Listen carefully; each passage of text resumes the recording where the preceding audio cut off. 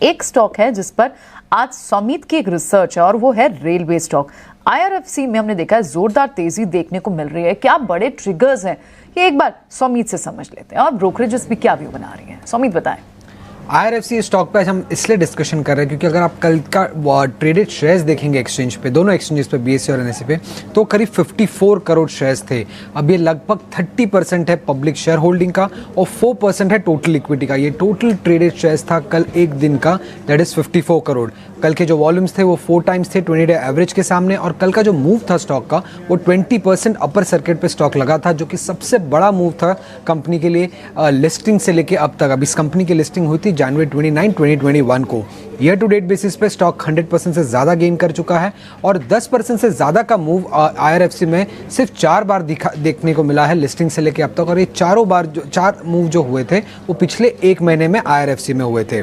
अब अगर आप कंपनी की मार्केट कैप देखेंगे वो करीब 87,000 करोड़ के आसपास है और ये थर्ड लार्जेस्ट एनबीएफसी है इंडिया में मार्केट कैपिटलाइजेशन के हिसाब से। In fact MNM finance, LNT finance, Poonawalla Fincorp, Shriram finance, इनसे भी बड़ी हो गई है आईआरएफसी आज के टाइम पे। अब ये कंपनी क्या करती है, ये मार्केट बोरोइंग आर्म है मिनिस्ट्री ऑफ रेलवेज की। करीब 40% of the total capital expenditure outlay जो था रेलवेज का FY 17 से लेके 21 के आसपास, उसमें वो पूरा आईआरएफसी ने फाइनेंस किया था। अब लो रिस्क बिजनेस मॉडल है क्योंकि ना कोई इंटरेस्ट रेट रिस्क है, क्रेडिट रिस्क है, या ना ही एसेट लायबिलिटी मिसमैच का कोई रिस्क है इस कंपनी में। अगर आप देखेंगे तो जो इंटरेस्ट और करेंसी रिस्क है वो पूरा पास ऑन कर देते हैं मिनिस्ट्री ऑफ रेलवेज पे, और कॉस्ट प्लस मॉडल है तो एक फिक्स स्प्रेड अर्न करती है कंपनी आगे चल के।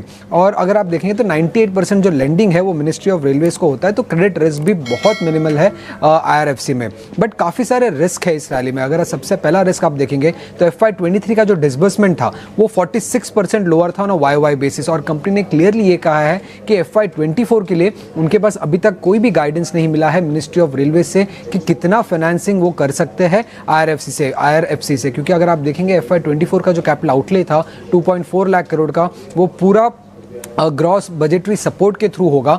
तो कितना फाइनेंसिंग आईआरएफसी की तरफ से आएगा उस पर कोई भी क्लैरिटी अब तक नहीं है। उसके अलावा अगर आप देखेंगे तो जो केपेक्स फाइनेंसिंग का ट्रेंड है वो कंटिन्यूसली गिरे जा रहा है। 46% था FY 21 में, वो गिर के अब 19% हो गया था FY 23 में।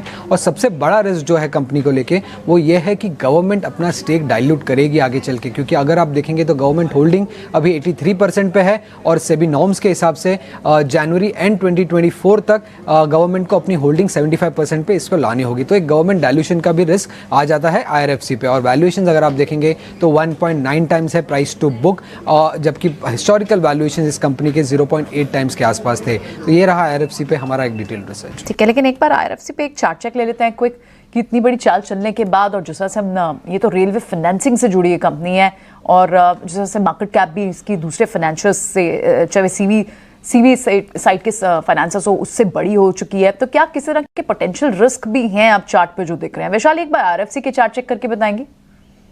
So trend is very very bullish, but of course at the same time काफी overbought zone में है। So मैं कहूंगी कि ट्रेलिंग स्टॉप लॉस के साथ बने रहिए, because in all likelihood ये स्टॉक जा सकता है 72-73 तक।